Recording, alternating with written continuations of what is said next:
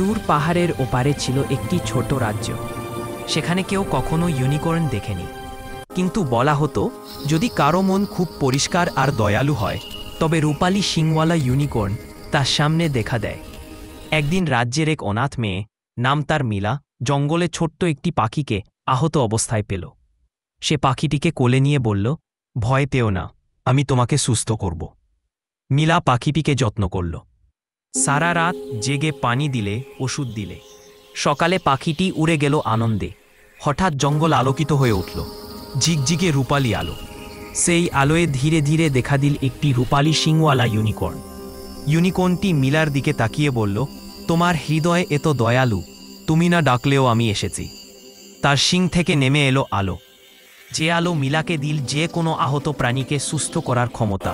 মিলা রাজ্যের আলোর রক্ষক নামে পরিচিত হল। রাজ্যের সবাই বলল, সত্যিকারে জাদু শক্তিতে নয়, দয়ায় থাকে।